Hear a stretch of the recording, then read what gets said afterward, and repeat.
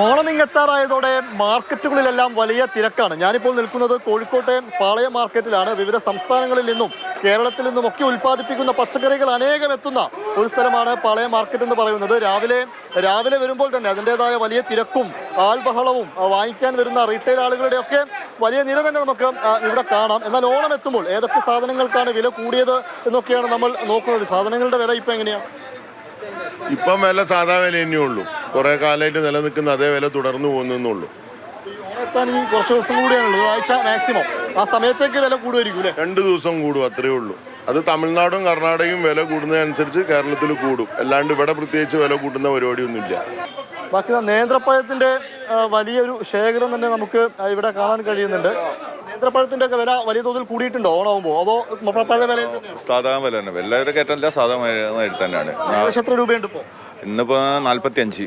40 അതെ. മറ്റു കടകളിൽ 40 ഒക്കെ പറഞ്ഞു പലരും.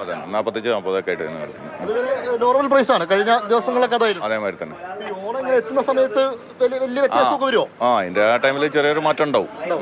രൂപയൊക്കെ വരാറുണ്ട് പൊതുവെ. ഒരു 5 രൂപയൊക്കെ കിലോന്റെ ഉള്ളിൽ കയറും. എങ്ങനെയാ ഇപ്പം മൊത്തം സാധനങ്ങളുടെ വില കൂടുന്നുണ്ടോ, കുറവാണോ, ആളുകൾ എത്തുന്നുണ്ടോ? ഒരു ഏവറേജ് റേറ്റിലപ്പം നിൽക്കുന്നത്. ഒരു സാധാരണക്കാരെ സംബന്ധിച്ചിടത്തോളം വില നിലവാരം ഇത് ഓവറല്ല. കാരണം ഒരു 45 റുപ്യേൻ്റെ പഴം എന്ന് പറഞ്ഞാൽ ഹോൾസെയിൽ വിൽക്കുമ്പോൾ റീറ്റെയിൽ ഒരു 60 റുപ്യ 55 റുപ്യ വിൽക്കുന്ന കടകളാണ് അധികം പുറത്തുള്ളത്. അപ്പോൾ ഓണത്തിനോടനുബന്ധിച്ചിട്ട് നോക്കുമ്പോൾ ഈ സമയം വരെ ഒരു മിതമായ റേറ്റിലാണ്. ഓണം എത്താറായി. അതെ, ഓണത്തിന് ഇനിയും അത്തം തുടങ്ങിയാലേ ഓണത്തിന്റെ പവർ ഈ മാർക്കറ്റ് കാണിക്കുള്ളൂ. ഫ്രൂട്ട്സിന് എങ്ങനെയാണ് റേറ്റ് ഓണം വരുമ്പോൾ? വളരെ ചീപ്പാണ്. ഫ്രൂട്ട്സിനൊക്കെ വളരെ ചീപ്പാണ്. മാങ്ങക്ക് റേറ്റ് കൂടാണ്. 80 റുപ്യ, 70 റുപ്യ, 80, 70, 60. അനാറ് 140. ഇത് 100 റുപ്യ കൊടുക്കണേ. ആപ്പിള് വലിയൊരു കൂടിയിട്ടുണ്ടോ? അല്ല, മാങ്ങ ഇപ്പോൾ സീസൺ കഴിഞ്ഞിരിക്കണ്. ഇപ്പോഴുള്ള നീലിന് നല്ല റേറ്റ് കൂടുതലാണ്. എന്തായാലും വിലവിവര പട്ടിക സംസാരിക്കുമ്പോൾ മാർക്കറ്റിലൊക്കെ വന്ന് സംസാരിക്കുമ്പോൾ ആ തോതിൽ വലിയ വിലയൊന്നും കൂടിയതായിട്ട് നമ്മൾ കാണുന്നില്ല. എന്നാൽ ചുരുക്കം ചില സാധനങ്ങൾക്കൊക്കെ ഓണം ഇങ്ങെത്താറാകുമ്പോൾ ഒരു പക്ഷേ ചെറിയ തോതിലൊക്കെ വില കൂടും.